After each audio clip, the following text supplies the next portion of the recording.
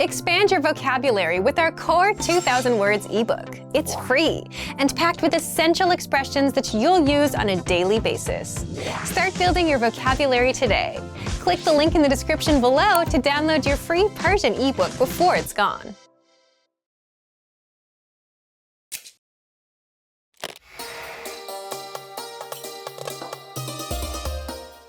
سلام به همگی. من آنیتا هستم. پس از رمضان نوبت به عید فطر میرسد. عید فطر که در نخستین روز از ماه بعدی یعنی ماه شوال برگزار می شود، در واقع جشن پایان ماه رمضان محسوب می شود. در این درس یاد می گیرید که در روز عید فطر مردم به روزه خود پایان می دهند و پس از آغاز روز دیگر روزه نمی گیرند. سپس به نماز و عبادت دست جمعی می پردازند و با استراحت از کار 2 روز را در تعطیلی می گذرانند. آیا می دانید که فطر به چه معناست و چرا عید فطر را به این نام می خوانند؟ جواب را در آخر این ویدیو به شما نشان خواهیم داد. با توجه به اینکه رمضان از ماه‌های قمری محسوب می شود، تاریخ عید فطر نیز با رؤیت هلال ماه در عصر روز قبل مشخص می شود. در ایران هلال ماه جدید پس از رصد شدن توسط حاکم شرع کشور اعلام می شود. رصد این هلال به دلیل باریک بودن بیش از حد، نزدیکی به افق و شرایط جوی بسیار سخت می باشد. ولی پس از مشاهده و اعلام رسمی آن در رسانه‌های جمعی، روز بعد در کل کشور عید فطر و 2 روز تعطیل رسمی به شمار می رود. بر حسب مکان جغرافیایی کشورها ممکن است روز عید فطر در هر کشور فرق داشته باشد. پس از 1 ماه تمام دوری از خوردن و آشامیدن در طول روز، در حالی که مسلمانان به خداوند و روحیه معنوی نزدیکتر شده اند، سرانجام در عید فطر روزه به پایان می رسد. البته این به آن معنا نیست که عبادت و پرهیز از گناه نیز پایان یابد، بلکه باید با حفظ و درک ارزش‌های الهی آگاهانه تر از قبل به دعا و عبادت خود ادامه دهند. فلسفه واقعی ماه رمضان و عید فطر نیز در رسیدن به همین آگاهی نهفته است. تنها در این صورت میتوان گفت که این امتحان الهی را موفق و پیروز و سربلند پشت سر گذاشتند. در صبح روز عید فطر مردم به خواندن نماز جماعت یا عبادت دست جمعی میپردازند. در ضمن یکی دیگر از عادتهای مرسوم در این روز انجام غسل عید است. این غسل که از سنت‌های دیرینه مسلمانان است، در واقع مظهر و نشانه پاک شدن روح همانند جسم از آلودگی معنوی یا گناهان و نفسانیات در طول ماه رمضان می باشد. برگزاری دست جمعی نماز نیز نشانه همرنگی و یکدلی، صمیمیت و اتحاد معنوی مردم است. روز عید بهتر است قبل از نماز با خرما افطار شود و همچنین غسل پیش از نماز انجام شود.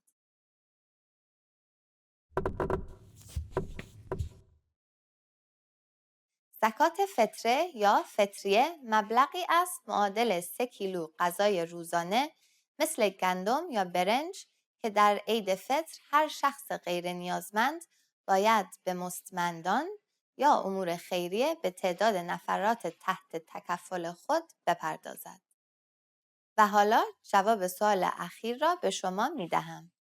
آیا می دانید که فطر به چه معناست و چرا عید فطر را به این نام می خوانند؟ واژه فطر در لغت به معنای خلقت اولیه است.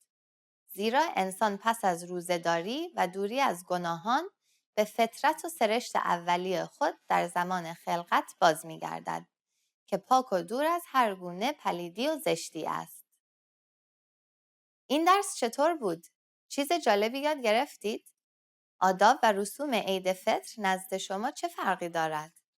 نظر خود را برای ما به persianpod101.com ارسال کنید.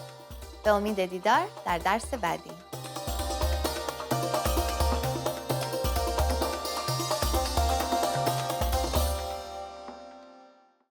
Hey everyone, welcome to the Monthly Review, the monthly show on language learning, where you discover new learning strategies, motivational tips, study tools, and resources. By the way, all the lessons and bonuses you're about to see can be downloaded for free on our website. So click the link in the description right now to sign up for your free lifetime account. Okay, today's topic is, are you an introvert or an extrovert? And how to speak more of your target language. Since you're learning the language, then you're very much aware of the importance of speaking, which can be easy if you're an extrovert or hard if you're an introvert. So, how can you speak more if you're on the shy side? Keep watching this month's episode. You'll discover who learns faster, extroverts or introverts, why learning a language can help you become more extroverted, and 5 ways to speak more, even if you're an introvert. But first, if you're looking for new free language resources and downloads, here are this month's new lessons and resources. Be sure to download these now before we take them down in a few days. First, the Sport and Exercise Conversation Cheat Sheet. Want to talk about fitness in your target language? You'll learn over 50 words and phrases for sports and exercise with this brand new cheat sheet. Second, the 40 words and phrases for ordering food writing workbook. With this free resource, you'll pick up must-know words and phrases for the restaurant and practice writing them out as well. Third, the top 12 April Fool's phrases. Want to be able to say some outrageous phrases in your target language for April Fool's Day? Then you'll want this April Fool's phrase list. Fourth, can you talk about your bones in your target language? Learn how to say words like skull, ribs, spine, and much more with this quick vocab bonus. Fifth, 20 must-know jewelry vocabulary. Do you know how to say earrings or necklace in your target language? If you don't, then this vocab lesson is for you. To get your free resources, click the link in the description below right now. They're yours to keep forever. Okay, let's jump into today's topic. Are you an introvert or an extrovert? And how to speak more of your target language. Part 1. Do extroverts or introverts learn languages faster? If you've ever wondered whether introverts or extroverts learn the language faster, there have been studies done on this. And as you'd expect, extroverts do have an advantage when it comes to speaking and overall conversational skills. Of course, these studies didn't take into account mistakes you may make, such as grammar, vocab, etc. And introverts? Introverts tend to observe and listen more, and tend to be better listeners. Do you agree with these findings? Leave a comment. So the key takeaway is they each have their own advantages. One has something that the other lacks. And that makes sense, doesn't it? If you speak less, your speaking skills will be weaker. And if you want to just speak a lot, you get good at speaking but miss out on the other skills, like listening and reading. So unfortunately, you can't really say who learns faster based on personality alone, just that each one has their advantages and disadvantages. But personality aside, success with a language will always depend on your attitude towards learning itself and how much time you put in. The person that has a better chance of becoming fluent will always be the one that puts in more time to learn, practice, get feedback, adjust with the feedback, and not so much about whether they're extroverted or introverted. But what if you're an introvert who wants to be able to speak more? Is there a way to become more extroverted? Part 2. How to speak more, even if you're an introvert. There are ways to become more extroverted, at least more than your usual self. How? Well, first, by learning a language. When you learn a language, you have a natural desire to connect with native speakers, even if you're shy. Also, native speakers tend to be very supportive and welcoming when you're trying to learn their language. So even if you're shy, it's kind of hard to stay shy in the long run when the people you speak with are so encouraging. In your native language, even if you know a million ways to start a conversation, you might not try to speak to someone because you're worried about whether you have something clever to say or the timing or some other social aspect. But in another language, where you may only know a few phrases, you're not bogged down by that. You just do the best you can with the few phrases you have. Plus, learning a language alone gives you a chance to reinvent yourself. To learn another language is to acquire another soul, as the quote goes. So, learning a language alone puts you on a path towards becoming more extroverted. But if you want specific tips, here are 5 ways to speak more, even if you're an introvert. Number 1, Learn how to listen like an introvert. How can this help you to speak more? Introverts tend to listen more, and the better listener you become, the better questions you can ask, which results in a more meaningful conversation, which also means more speaking time for you. So you can speak more even if you consider yourself an introvert by listening well and asking relevant and pertinent questions. By the way, if you want to learn how to ask questions, then check out our top 25 questions you need to know, where you'll learn all about what to ask and answer regarding the most common conversational questions. Number 2, increase speaking time and confidence through experience. Simply put, the more experiences you have in life or experience with certain topics, the more knowledgeable you become. And as your life or work experiences grow, so will your audience. You'll find people coming to you to talk to you. It could be about business, travel, or just your own life stories. If a conversation is about France, and if you've been to France, the conversation will gravitate towards you. Having all that experience makes things easy for you as an introvert. People will come to you, so you don't have to find them. For a language learner, the tricks are to 1. Be knowledgeable about something, and 2. Be able to talk about your experience in the target language. Number 3. Find the right audience. Imagine talking to someone that's not interested in learning languages. They'll give you 100 reasons why they can't learn, never reasons why it might work out for them, right? But when you're talking to an audience that's interested in languages, then you can have a conversation that could go on for hours. So find the right audience to share with. With language learning, it means you need to find native speakers that share the same hobbies or interests as you. Number 4, talk about what you know best. The introvert-extrovert dynamic also depends on how much you know about a topic and what you're most comfortable with. There are topics you may not know enough about, so you won't talk as much. But even the biggest introvert can become a confident speaker once you touch upon a topic they know well. That's where they shine. So if your goal is to be more extroverted, then focus on the things you know about. Or you can always gain experience in topics you don't know much about so you can speak more. Number 5, create opportunities to speak. How? Well, it's hard to stop a stranger and start talking with them without any context, right? But what if you need help finding something at a store, or have a question about a dish at a restaurant? Then it's much easier since you're there with a purpose. So you can create these opportunities by going to a restaurant from the country that speaks your target language and speaking with the staff, or asking a taxi driver a question, or asking staff at an information booth a question. So to recap, if you want to speak more, even if you're an introvert, 1. Listen like an introvert. 2. Increase speaking time and confidence through experience. 3. Find the right audience. 4. Talk about what you know best. And 5. Create opportunities to speak. So thank you for watching this episode of Monthly Review. Next time, we'll talk about how tipping points will bring you closer to your language goals. If you enjoyed these tips, hit the like button, share the video with anyone who's trying to learn a language, and subscribe to our channel. We release new videos every week.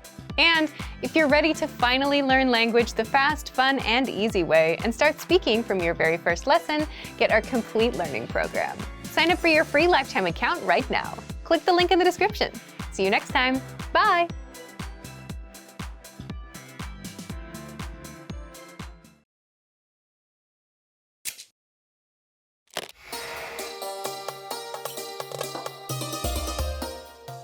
سلام به همگی.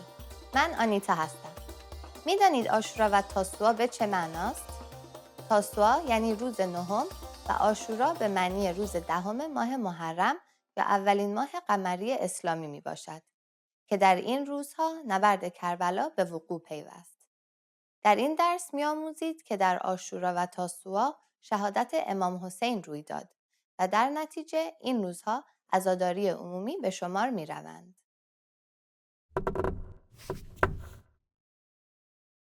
آیا می دانید که واژه نخل در عزاداری‌های ماه محرم به چه معناست؟ جواب را در آخر این ویدیو به شما نشان خواهیم داد. در 10 اکتبر سال 680 میلادی در محلی به نام کربلا میان امام حسین و یزید حاکم بنی امیه جنگی روی داد. دلیل این جنگ مخالفت امام حسین به حاکمیت خلاف شرع یزید بود. در روز نهم محرم یا تاسوعا سپاهیان یزید خیمه‌های یاران امام حسین را محاصره کردند. در روز عاشورا نبرد سختی میان این دو در گرفت و امام حسین و یارانش به طرزی ناجوانمردانه به شهادت رسیدند. همکنون هر سال سوگواری گسترده‌ای به مناسبت این واقعه تاریخی در ماه محرم در میان مسلمانان برگزار می شود. در روزهای عاشورا و تاسوعا در کوچه و خیابانها شاهد حضور دسته‌ها یا هیئت‌ها هستیم. دسته‌ها عبارتند از گروه‌هایی از مردم که عزاداری را به صورت دسته جمعی برگزار می‌کنند. در این گروه‌ها مردان اکثراً لباس‌های سیاه پوشیده و به زنجیر زنی یا سینه زنی می‌پردازند. زنجیر زنی مراسمی است که مردم غم و اندوه خود را با کوبیدن زنجیر به شانه‌ها و کمر خود نشان می‌دهند. سینه زنی نیز آیینی شبیه به آن است، با این تفاوت که به جای زنجیر با دست به سینه خود می‌کوبند. زنجیر زنی و سینه زنی معمولاً همراه با خواندن اشعار عزاداری و همنوایی طبل و دهل و حمل پرچم و علم صورت می‌گیرد. از دیگر رسوم ویژه عاشورا و تاسوعا اجرای تعزیه یا تعزیه خوانی میباشد. تعزیه که به آن شبیخوانی نیز میگویند، نمایشی مذهبی است که در آن نبرد کربلا توسط بازیگرانی که نقش اشخاص واقعی حاضر در واقعه را بازی میکنند اجرا می شود. در واقع صحنه نبرد توسط هنرمندان بازسازی می شود که این خود به نوعی سوگواری به شمار می رود. در آیین دیگری به نام روزه یا روزه خوانی، همان واقعه را به صورت اشعار مذهبی و یا داستان برای مردم با صدای بلند اجرا و نقل می کنند. تعزیه معمولاً در مکان‌های مذهبی به نام تکیه انجام می گیرد.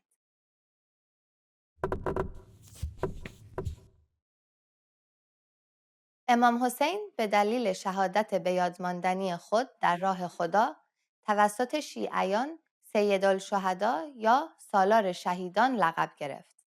در ماه محرم و روزهای عاشورا و تاسوعا به نام ایشان میان مردم غذای نذری پخش می کنند. و حالا جواب سوال اخیر را به شما می دهم. آیا می دانید که واژه نخل در عزاداری‌های ماه محرم به چه معناست؟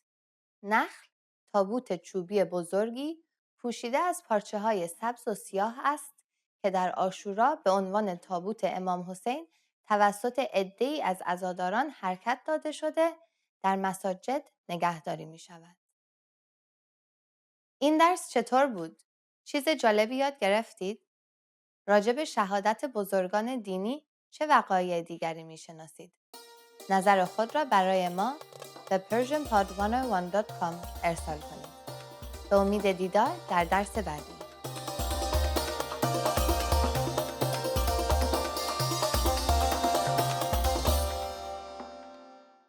Hey everyone, welcome to the Monthly Review, the monthly show on language learning,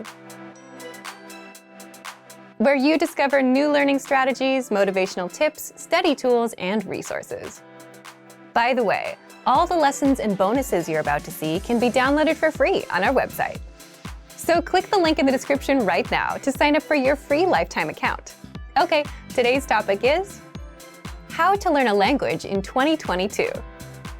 If you're planning to learn a language in 2022, then this episode is for you, especially if you want to finally succeed with your New Year's resolution, instead of failing or giving up in the next week or two. That's why today you'll discover 1. The 4 critical steps you need to take when learning a new language, and 2. How to set goals and New Year's resolutions that won't fail you in 2022. But first, if you're looking for some free language resources and downloads, here are this month's new lessons and resources. Be sure to download these now before we take them down in a few days. First, the Using Opposites Conversation Cheat Sheet.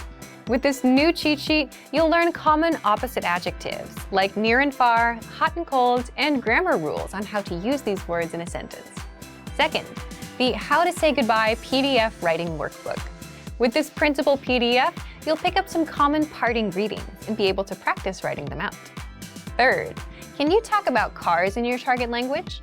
Learn how to say words like tire, windshield, headlights, and more with this quick vocab bonus. Fourth, must know words and phrases for public transportation.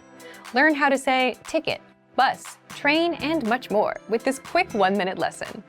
Fifth, the 10 habits of highly effective language learners. Wondering which habits will help you succeed with language learning? Then check out this free lesson. To get your free resources, click the link in the description below right now. They're yours to keep forever. Okay, let's jump into today's topic. How to learn a language in 2022. Part 1. The 4 critical steps you need to take when learning a new language. Every time you start a new language, you should start with 1. Goals, 2. Anchor points, 3. Grammar, 4. Reading. What are these 4 steps, and why do you need them to succeed with language learning? Let's jump in. The first one is goals. Everything starts with a goal, but your goal itself can also lead you to failure if you don't set it the right way. So more specifically, you need to set small, measurable monthly goals instead of just, I want to learn a language and be fluent this year. We'll cover goals in the second part of this episode, so stay tuned. After goals, the second step is setting anchor points. What are anchor points? Imagine a small ship in the middle of a big lake. It's windy, lots of waves, and the ship is bobbing up and down, drifting all around. What would you use to stop the ship from drifting away? An anchor. And just like an anchor keeps the ship in place, anchor points keep you from drifting away from your language. So an anchor point is a connection to the language that keeps you attached to the language and motivated to learn the language. One great example is language school. Imagine you signed up and paid thousands of dollars up front. Paying that much would motivate you to make the most of your time there. It's also a big commitment, one that you can't easily back out of. And school dictates your schedule. You have to wake up early, you have to do homework. Your life revolves around the classes. And as such, language school and the language itself become anchor points that your life revolves around. Anchor points can also be family or a partner that speaks the language you're learning. You're around them, you're exposed to the language, so your motivation to learn gets a bit stronger. Buying a language learning program or textbook are also examples of good anchor points. You invested your hard-earned money, which means you're serious about learning. Plus, you want to make sure your investment doesn't go to waste, so you're more motivated. If you're wondering if you have any anchor points, you already have at least one. You're watching our lessons on YouTube, but the more anchor points you have, the stronger your motivation will be. So if you're into music or TV shows in your target language, those can serve as anchor points too.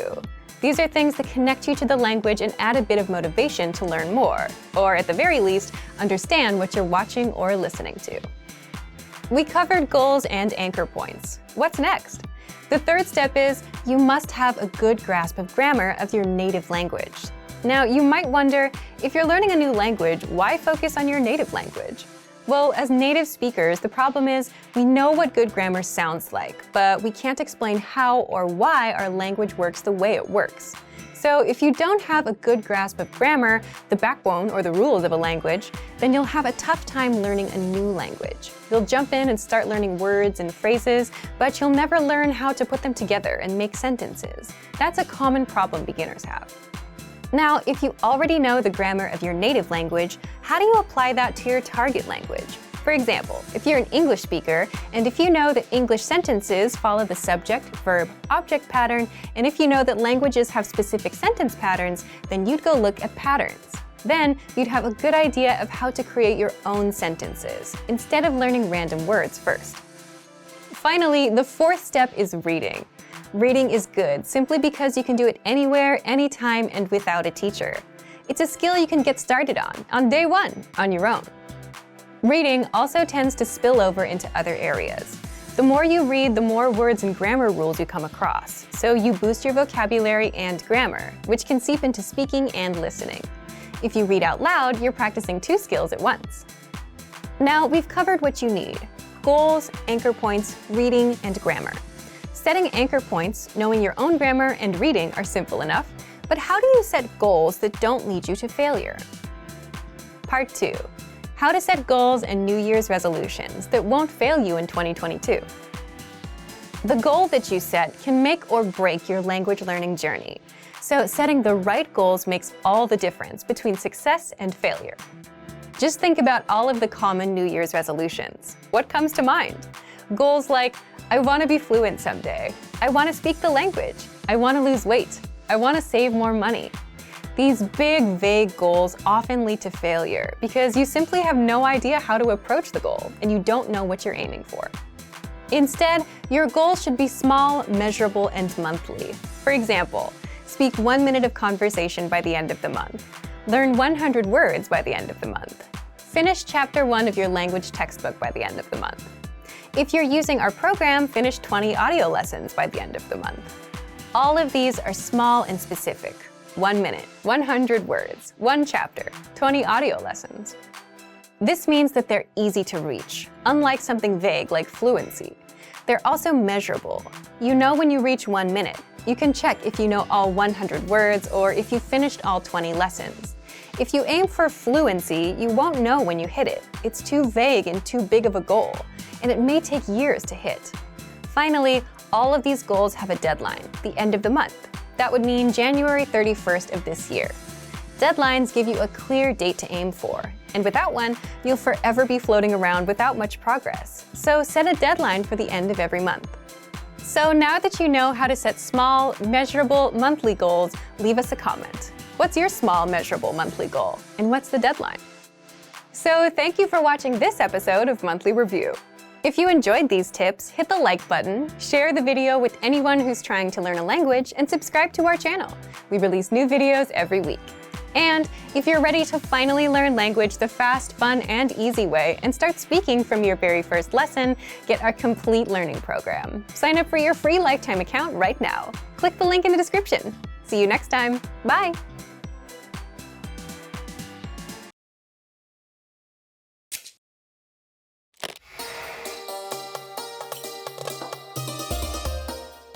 سلام به همگی.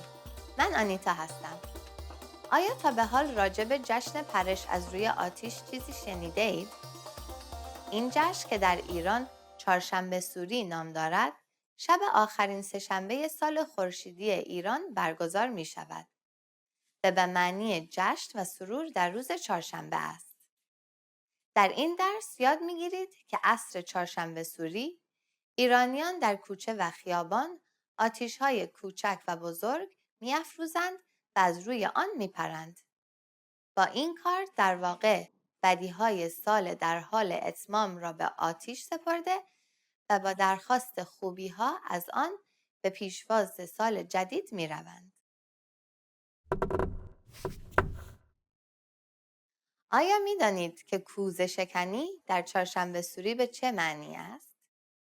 جواب را در آخر این ویدیو به شما نشان خواهیم داد. چهارشنبه سوری در ایران پیشینه‌ای بسیار قدیمی دارد. امروزه در این روز اکثر مردم در هر سنی دور آتش جمع می‌شوند و با پرش از روی آن به جشن و سرور می‌پردازند. همچنین با موسیقی و رقص و روشن کردن فشفشه و ترقه، شادی و صدای انفجار تا پاسی از شب ادامه دارد. هنگام پریدن از روی آتش، شعر زردی من از تو، سرخی تو از من گفته می شود تا سرخی آتش شادی آورده و زردی یا اندوه و بیماری را از فرد بگیرد. قاشق زنی از آیین‌های برچیده شده چهارشنبه سوری است که البته هنوز هم در برخی نقاط ایران برگزار می شود و شباهت زیادی به جشن هالووین دارد. برای اجرای این مراسم، جوانان با کشیدن پارچه‌ای بر سر برای ناشناس ماندن به در خانه‌ها رفته، قاشقی را به کاسه‌ای می‌کوبند تا با سر و صدای آن صاحب خانه شیرینی و پول و آجیل در کاسه‌هایشان بریزد. در آیین دیگری شبیه به این، مردم شال یا پارچه درازی را جلوی خانه‌ها آویزان می‌کنند تا هدیه کوچکی به آن وصل شود. ممکن است بدانید که آجیل خوردن در اکثر جشن‌های ایرانی از فعالیت‌های اصلی و پرطرفدار به شمار می‌رود. آجیل مشکل گشا نام مجموعه‌ای از این آجیل هاست که اکثراً شامل پسته و فندق، بادام، گردو، نخودچی و کشمش و نظیر اینها می باشد. این باور وجود دارد که با خوردن این آجیل سختی‌ها و بدی‌ها از انسان دور می‌شوند و به همین دلیل نام آن را مشکل گشا یا گشاینده مشکلات نهادند. این آجیل در چهارشنبه سوری نیز گردآوری شده در طول شب همراه دوستان و خانواده صرف می‌شود.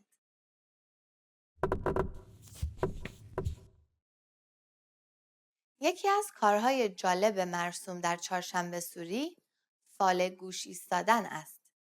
بدین ترتیب که یک نفر آرزویی کرده پشت دری یا در خیابان منتظر می ایستد و اولین حرفی را که می شنود به عنوان فال نیک یا بد تعبیر می کند. و حالا جواب سوال اخیر را به شما می دهم. آیا می دانید که کوزه شکنی در چهارشنبه سوری به چه معنی است؟ کوزه شکنی نیز از رسوم قدیمی چهارشنبه سوری است که در آن کوزه کهنه‌ای را با زغال و نمک و سکه به نشانه درد و بلا پر کرده. آن را از پشت بام خانه به خیابان می اندازند تا با شکستن کوزه بدبختی‌ها نیز از بین بروند. این درس چطور بود؟ چیز جالبی یاد گرفتید؟ آیا در کشور شما هم جشنی مربوط به آتش وجود دارد؟ نظر خود را برای ما به persianpod101.com ارسال کنید. به امید دیدار در درس بعدی.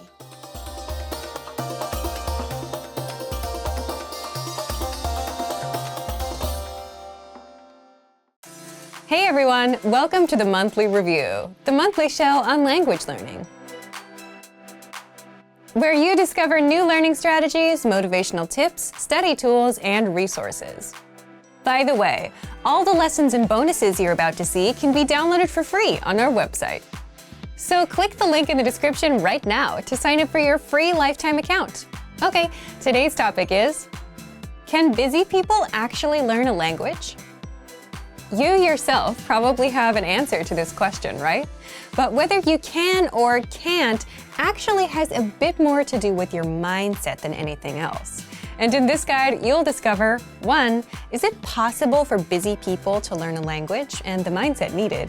2, mental bandwidth, the one thing that can make or break your language goals. And 3, 5 mindset tricks to make time for language. But first, if you're looking for new free language resources and downloads, here are this month's new lessons and resources. Be sure to download these now before we take them down in a few days. First, the Talking Online PDF cheat sheet.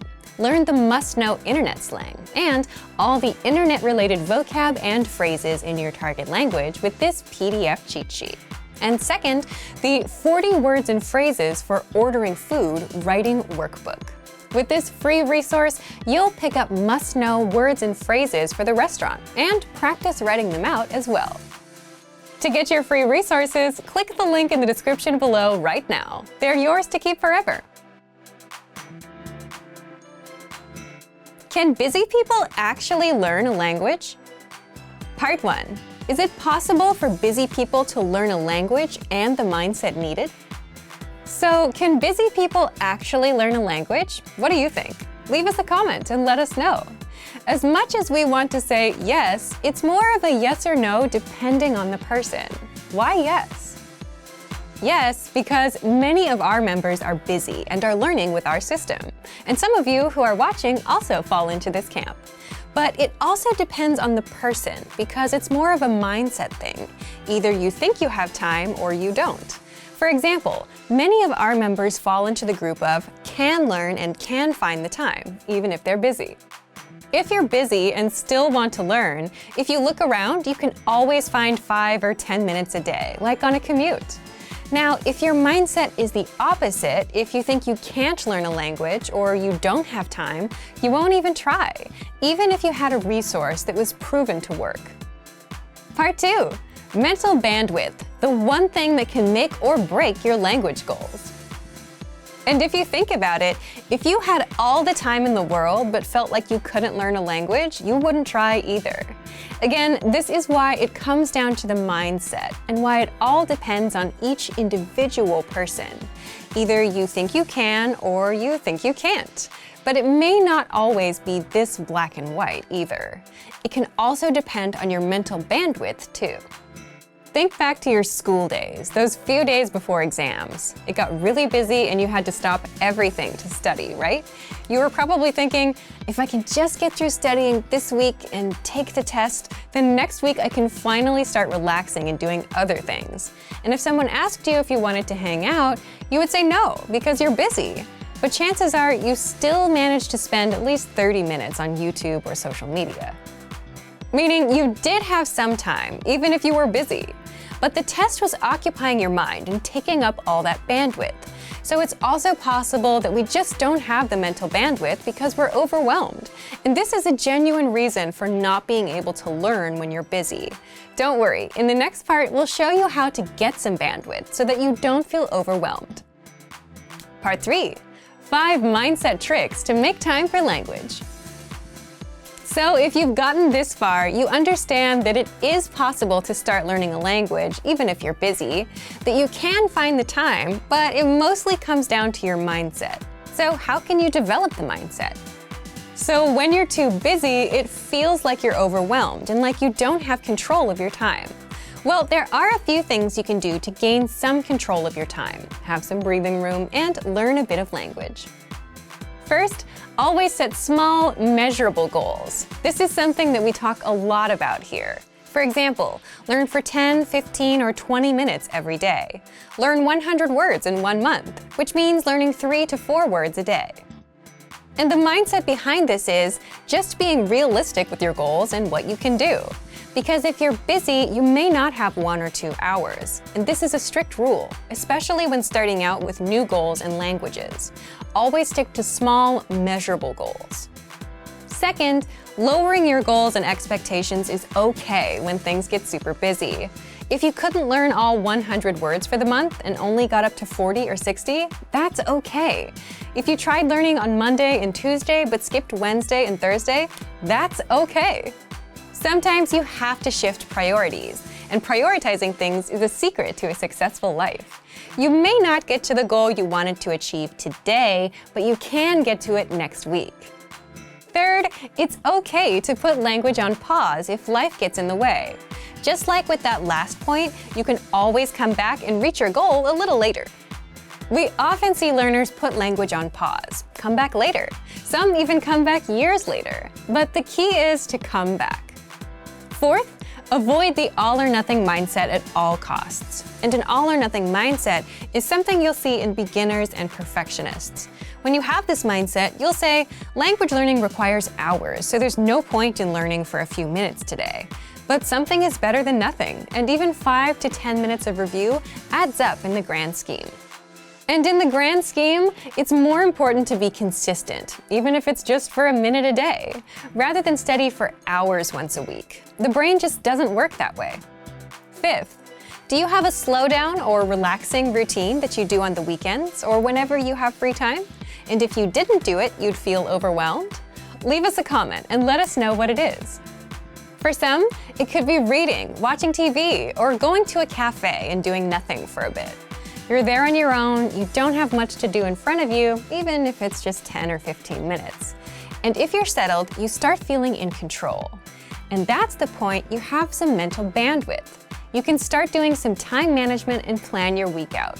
You can put in a few minutes of language learning. But if you don't slow down and if you feel overwhelmed, you could have the easiest possible way to learn a language, and you still wouldn't do it.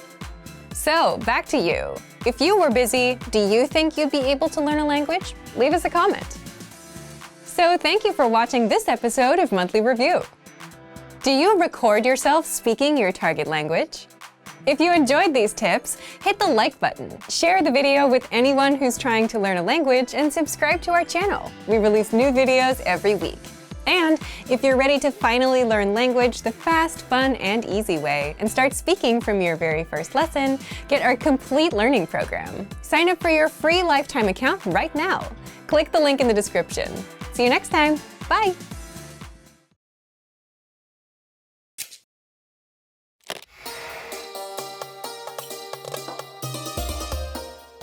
سلام به همگی. من آنیتا هستم. آیا ماه مهمانی خدا را می شناسید؟ ماهی که درهای بهشت گشوده و درهای جهنم بسته می شوند؟ این ماه همان رمضان یا 9مین ماه سال قمری مسلمانان است که در آن روزه می گیرند. در این درس یاد می گیرید که در طول این ماه مسلمانان از صبح تا عصر خوردن و نوشیدن را کنار می گذارند و به عبادت و انجام کارهای نیک مشغول می شوند. در ایران از رمضان به عنوان ماه مبارک یاد می کنند. آیا می دانید که 19 و 21 رمضان چه روزهایی هستند؟ جواب را در آخر این ویدیو به شما نشان خواهیم داد. در ماه رمضان مسلمانان روزه می گیرند. بدان معنا که از اعمالی که افکار آنها را از خداوند به خود معطوف می کنند، مانند خوردن و آشامیدن و رفع تمایلات مادی و نفسانی در طول مدت طلوع خورشید تا غروب آن خودداری می کنند. در عوض بیش از همیشه به عبادت و نماز و انجام اعمال نیک مانند کمک به نیازمندان پرداخته در رفع کدورت‌ها می‌کوشند. گفته می‌شود که در این ماه هر کس از خداوند به خاطر گناهان خود طلب بخشش نماید، رحمت و برکت الهی بیش از پیش شامل حال او شده و دعاهایش مستجاب می‌شوند. غذا خوردن در ماه رمضان به 2 وعده اصلی، سحری و افطار محدود می‌شود. سحری هر صبح قبل از نماز و طلوع آفتاب و افطاری هر عصر پس از نماز و غروب صرف می شود. در طول مدت زمان میان این دو، روزه یا پرهیز از خوردن و نوشیدن صورت می گیرد. هنگام سحری از غذاهایی مانند برنج و مواد مغذی استفاده می شود تا بدن در طول روز دچار کمبود انرژی نشود. در زمان افطار نیز بهتر است با خوردنی‌های سبک مثل خرما، چای، نون و پنیر به روزه خود پایان دهیم. خوردن آش و حلیم نیز برای افطار رواج دارد. در ماه رمضان شب‌های مقدس به نام شب قدر وجود دارند که در طول آنها مسلمانان بدون خوابیدن تا صبح با شب زنده‌داری و عبادت سپری می‌کنند. به اعتقاد آنان در این شب‌ها چند واقعه بزرگ و مهم روی می‌دهد. یکی از آنها این است که قرآن، کتاب مقدس مسلمانان، بر پیامبر اسلام نازل می‌شود. و واقعه دیگر این است که فرشتگان ظاهر شده سرنوشت 1 سال انسان‌ها را مشخص می‌کنند و بخشش و رحمت خاص خدا شامل بندگان او می‌شود. و همین دلیل گفته می شود که عبادت و احیای هر کدام از این شبها به اندازه بیشتر از 1000 ماه ارزش دارد.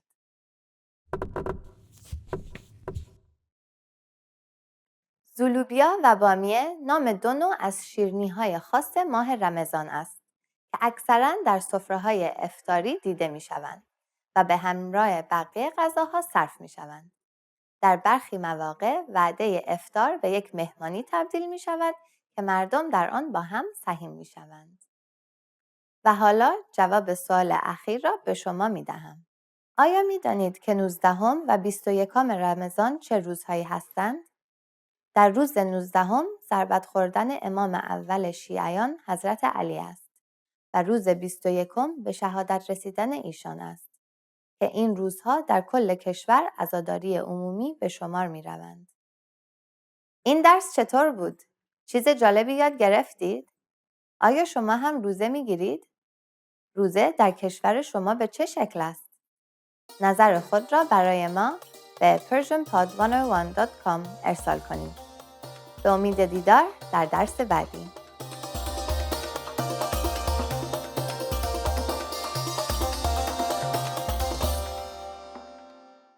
Expand your vocabulary with our core 2,000 words ebook. It's free and packed with essential expressions that you'll use on a daily basis.